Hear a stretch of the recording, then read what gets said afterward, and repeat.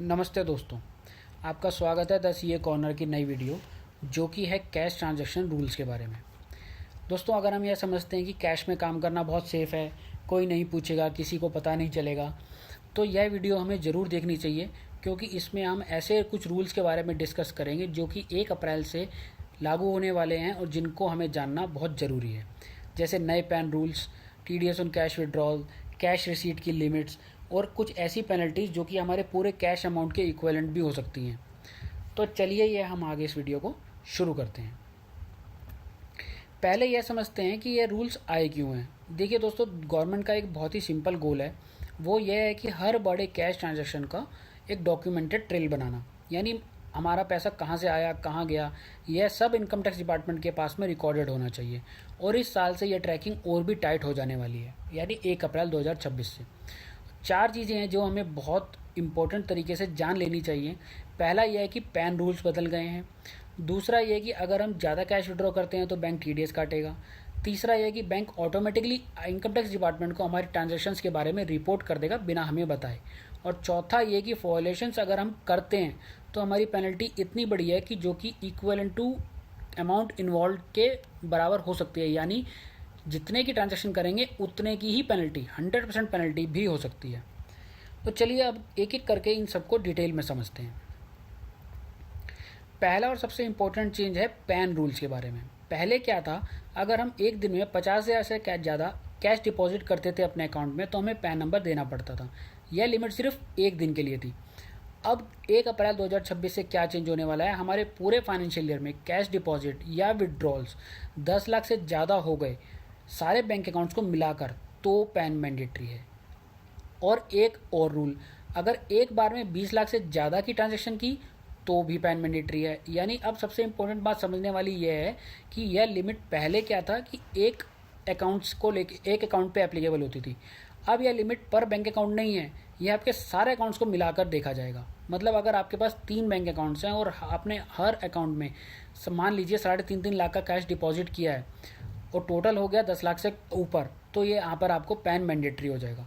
पहले लोग स्प्लिट करके ये काम चला लिया करते थे अपने डिफरेंट अकाउंट्स में, छोटा छोटा अकाउंट कैश डिपॉजिट करके इसको इस चीज़ का लूपहोल निकाल लिया करते थे। बट अब यह लिमिट आगे नहीं, ये काम आगे नहीं चल पाएगा क्योंकि अब यह लिमिट आपके बैंक सिंगल अकाउंट से के लिए नहीं बल्कि सारे अकाउंट्स को मिला करके देखी जाएगी। तो इसलिए अब स्प्लिटिंग काम में नहीं आ पाएगी। अब बात करते हैं नए रूल की जो कि है 194N। यह है टीडीएस ऑन कैश विड्रॉल। ये रूल बैंक, कोऑपरेटिव बैंक्स और पोस्ट ऑफिस पे एप्लीकेबल है। यानी जब भी आप कोई बड़ा कैश विड्रॉ करते हैं तो वहाँ पे टीडीएस कटेगा। 3 सिनारियोज हैं। पहला यह है कि हमने अपने पिछले 3 साल में आईटीआर हर साल फाइल की है और एक फाइनेंशियल ईयर में हम 1 करोड़ से ज़्यादा का कैश विड्रॉ करते हैं तो बैंक 2% टीडीएस काटेगा।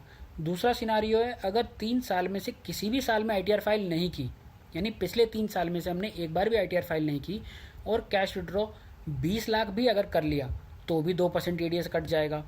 और तीसरा सबसे डेंजरस सिनारियो यह है कि अगर 3 साल में एक भी बार आईटीआर फाइल नहीं की और 1 करोड़ से ज़्यादा का कैश विड्रॉ कर दिया तो यह टीडीएस का रेट 2% से बढ़ के 5% हो जाएगा। एक बात बहुत क्लियरली समझ लेनी चाहिए कि सिर्फ एक काम करना है कि हमें आईटीआर फाइल करनी है, चाहे हमारी इनकम टैक्सेबल लिमिट से ऊपर हो या ना हो। रेगुलरली आईटीआर फाइल करनी है जिससे कि हम इस 5% वाले टीडीएस के जो कैपिंग है इससे बच सकें। यह बहुत सिंपल प्रिकॉशन है जिसको हम लोग इग्नोर करके चलते हैं, तो हमें इसका ध्यान रखना है। अब बात करते हैं सेक्शन 269 एसटी की, जो कि बहुत लोगों को पता नहीं होता। देखिए, बहुत सिंपल सा रूल है, कोई भी पर्सन 2 लाख से ज़्यादा कैश रिसीव नहीं कर सकता एक ही पर्सन से एक ही दिन में, या एक ही ट्रांजैक्शन के लिए, या एक इवेंट या ओकेजन के लिए। एग्जाम्पल के तौर पर समझते हैं, अगर हम कोई कॉन्ट्रैक्टर हैं और हमें किसी ने आपको काम के लिए 2.5 लाख रुपए कैश में पे कर दिया तो इसे वॉयलेशन माना जाएगा। अगर किसी ने अपनी शादी में 3 लाख रुपए कैश गिफ्ट रिसीव कर लिया तो ये वॉयलेशन माना जाएगा। अगर आपके किसी क्लाइंट ने आपको 2 लाख रुपए कैश पे कर दिया तो भी ये वॉयलेशन माना जाएगा। अब पेनल्टी कितनी है? सेक्शन 271 डीए कहता है कि इसमें जो पेनल्टी है वह 100% equal to the amount received है। यानी 2 लाख का कैश लिया तो 2 लाख की पेनल्टी, 5 लाख का लिया तो 5 लाख की पेनल्टी। और सबसे इम्पॉर्टेंट बात यह है कि यह पेनल्टी रिसीवर पे लगती है, पेयर पे नहीं। तो हमें इस बात का खास ध्यान रखना है कि हमें इन लिमिट्स को क्रॉस नहीं करना। नेक्स्ट दो सेक्शंस हैं 269 SS एंड T, जो कि कैश लोन्स के बारे में है। देखिए 269 SS क्या कहता है, कोई भी लोन या डिपॉजिट 20,000 से ज़्यादा कैश में नहीं लेना, नहीं ले सकते बेसिकली। और 269 T कहता है कि कोई भी लोन या डिपॉजिट 20,000 से ज़्यादा कैश में रीपे नहीं कर सकते। बहुत सिंपल रूल है, लेकिन इसे लोग बहुत ज़्यादा तोड़ते हैं, इसका ध्यान नहीं रखते। सोचते हैं कि चलिए यार फैमिली मेम्बर के साथ ही ट्रांजेक्शन कर रहे हैं, कैश में दे देते हैं, क्या ही हो जाएगा, पर ऐसा नहीं है। अब इसमें पेनल्टी क्या है, दोनों सेक्शंस में 269 SS एंड T में जो पेनल्टी है वह इक्वलेंट टू अमाउंट इन्वॉल्व है, यानी 100% पेनल्टी है। बट इसमें एक छोटी सी एक्सेप्शन भी है। वो क्या है कि गवर्नमेंट, बैंक्स या कुछ नोटिफाइड एंटिटीज़ के साथ अगर आप इस यानी 20,000 से ज़्यादा की ट्रांजेक्शन करते हैं तो आपको अलाउड है, बट अदर देन दैट ये अलाउड नहीं है। बॉटम लाइन क्या है कि कोई भी लोन लेना या देना है तो 20,000 से ज़्यादा अगर अमाउंट है तो हमें बैंकिंग चैनल से ट्रांजेक्शन करनी है, कैश में नहीं करनी। यह ज़रूर ध्यान रखना है। अब नेक्स्ट जो भी एक ये कॉन्सेप्ट है बहुत इंपॉर्टेंट है, वो है SFT रिपोर्टिंग का। SFT का मीनिंग है स्टेटमेंट ऑफ फाइनेंशियल ट्रांजेक्शंस। देखिए बैंक इनकम टैक्स डिपार्टमेंट को ऑटोमेटिकली रिपोर्ट करता है आपके ट्रांजेक्शन्स के बारे में बिना आपको बताए। कई लोग यह सोचते हैं कि यार हम ट्रांजेक्शन कर रहे हैं किसे ही पता चल जाएगा, बट ऐसा नहीं है। बैंक्स डायरेक्टली रिपोर्ट करता है इनकम टैक्स डिपार्टमेंट को बिना आपको बताए, ताकि आपकी जो ट्रांजेक्शन्स है वो रिकॉर्ड होती रहें और कल को आपके ऊपर में स्क्रूटनी की जा सके। यानी अब ये जानते हैं कि कौन सी ट्रांजेक्शन्स के बारे में रिपोर्टिंग होती है।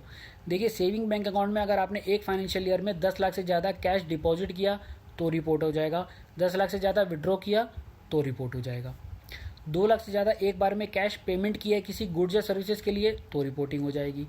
प्रॉपर्टी ट्रांजैक्शंस में अगर आपने 30 लाख से ज़्यादा का कैश पे किया है या रिसीव किया है तो रिपोर्ट हो जाएगा। और यह सब आपके AIS में रिकॉर्ड हो जाएगा जाके, यानी एनुअल इन्फॉर्मेशन स्टेटमेंट में, और साथ ही साथ फॉर्म 26AS में भी रिफ्लेक्ट करेगा।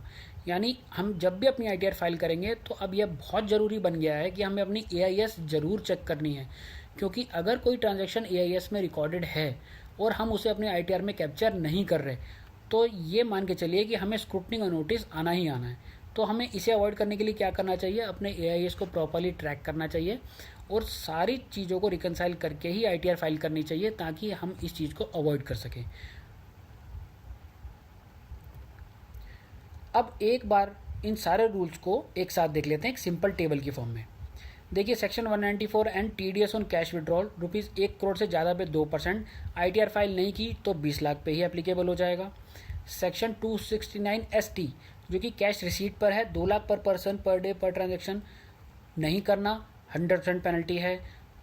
269 SS कैश लोन नहीं लेना 20,000 से ज़्यादा, 100% पेनल्टी है। 269 T कैश लोन 20,000 से ज़्यादा का कैश लोन रीपे नहीं करना, उसमें भी पेनल्टी 100% है। पैन रूल 159 ये कहता है कि कैश डिपॉजिट या विड्रॉल अगर एनुअली 10 लाख से क्रॉस करेगा तो पैन देना मैंडेटरी हो गया है।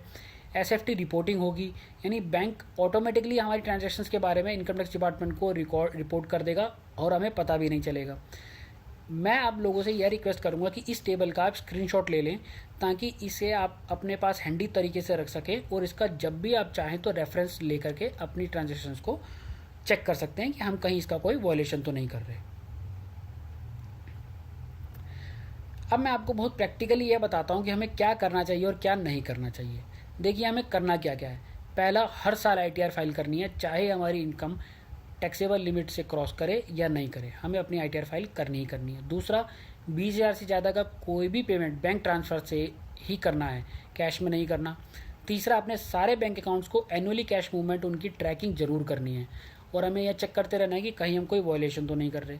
चौथा है कि कोई भी लोन किसी को भी देना या लेना है तो सिर्फ बैंकिंग चैनल से चेक या NEFT से ही करना है।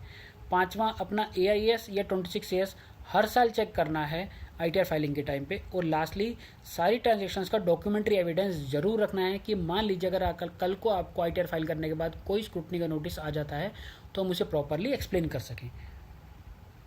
अब जानते हैं हमें क्या नहीं करना है। तो सबसे पहला यह है कि 2 लाख से ज़्यादा कैश किसी भी पर्सन से हमको रिसीव नहीं करना किसी भी सिनारियो में। दूसरा, कैश को छोटे पार्ट्स में स्प्लिट करके 269 ST से बचने के लिए ये कोशिश हमें बिल्कुल नहीं करनी। यह एक टैक्टिक काम में अब आगे नहीं आ पाएगी और income tax department patterns detect करता है और आपकी ट्रांजैक्शंस रिकॉर्ड हो जाएंगी। तीसरा कि 20,000 से ज़्यादा का कैश लोन नहीं लेना या ना ही देना है। चौथा ये कि AIS की एंट्रियों को इग्नोर नहीं करना, हमेशा ITR में फाइल करते वक्त उनको मैचिंग ज़रूर करनी है। और लास्टली यह है कि यह नहीं सोचना कि कैश ट्रांजैक्शंस इनविजिबल हैं और अब किसी को पता नहीं चलने वाला तो हम कर लेते हैं, फैमिली मेम्बर है, छोटी मोटी ट्रांजैक्शन कर ली, तो ऐसा नहीं सोचना। उसको प्रॉपरली रूल के अकॉर्डिंग ही चलना है, अदरवाइज स्क्रूटनी फेस करने के लिए तैयार रहना पड़ेगा। तो फ्रेंड्स, ये थी हमारी वीडियो जो कि हमारे चेंजेस आने जा रहे हैं 1 अप्रैल 2026 से कैश ट्रांजैक्शन रूल्स को लेके। इनका एक ऑनेस्ट ब्रेकडाउन मैंने आपको देने की कोशिश की है। सिर्फ हमें एक हैंडी तरीके से समझे तो ये 5 पॉइंट याद रखने हैं। पहला यह है कि पैन अब ईयरली टोटल पे है, पर बैंक अकाउंट नहीं है। 10 लाख की लिमिट है, हमें ज़रूर ध्यान रखनी है। दूसरा ये है कि ITR हर साल फाइल करनी है 5% TDS के रेट से बचने के लिए। तीसरा यह है कि 2 लाख से ज़्यादा का कभी भी किसी पर्सन से कैश रिसीव नहीं करना, 100% पेनल्टी लग जाएगी। चौथा है कि कोई भी लोन लेना या देना है अगर 20,000 से ज़्यादा तो सिर्फ बैंकिंग चैनल से करना है, कैश में नहीं करना। पाँचवा है कि अगर हमें अपनी AIS जब भी हमारी ITR फाइल करने का टाइम आए तो अपनी AIS स्टेटमेंट को ज़रूर चेक करना है और अगर उसमें कोई ऐसी ट्रांजेक्शन्स रिपोर्टेड है तो हमें उसको अपनी ITR में ज़रूर टेक केयर करना है, जिससे कि हम अपनी स्क्रूटनी की जो प्रॉब्लम है उसको अवॉइड कर सकें। अब एक लास्ट इंपॉर्टेंट बात यह हुई कि यह देखिए, यह रूल्स जो है ना वो कोई नए रूल्स नहीं बनाए गए हैं, ये सिर्फ जो एग्जिस्टिंग रूल्स हैं उन पर टाइटर इन्फोर्समेंट कर दी गई है ताकि गवर्नमेंट उनको थोड़ा मतलब हैवी तरीके से कैप्चर कर सके, लोग इसका ईजिली कोई भी लूप होल ना निकाल पाएँ। फाइनल रूल्स में कुछ हो सकता है माइनर चेंज आ जाएं जब वो नोटिफाई होंगे, इसीलिए हमें जब भी कोई भी ट्रांजैक्शन करनी है या उसमें इन्वॉल्व होना है तो अपने CA कंसल्टेंट से ज़रूर एक बार पूछ लेना है ताकि हम इन चीज़ों को अवॉइड कर सकें और उसको एक प्रॉपरली मतलब उसको फॉलो करके चलें। तो दोस्तों, अगर ये वीडियो आपको हेल्पफुल लगा है तो इसे प्लीज़ लाइक करिए, शेयर करिए और स्पेशली उन लोगों के साथ तो ज़रूर शेयर करिए जो कि इस तरह की हैवी कैश ट्रांजैक्शंस में इन्वॉल्व रहते हैं, चाहे वो बिजनेस ओनर हो, फ्रीलांसर्स हो, प्रोफेशनल हो, कोई भी हो सकता है। और हमारे चैनल को ज़रूर सब्सक्राइब करिए द CA कॉर्नर को और बेल आइकन दबाइए ताकि फ्यूचर में आने वाली ऐसी इंपॉर्टेंट वीडियोस आप तक ईजिली पहुंचते रहें और कोई भी अपडेट आप मिस ना करें। Thank you so much for watching.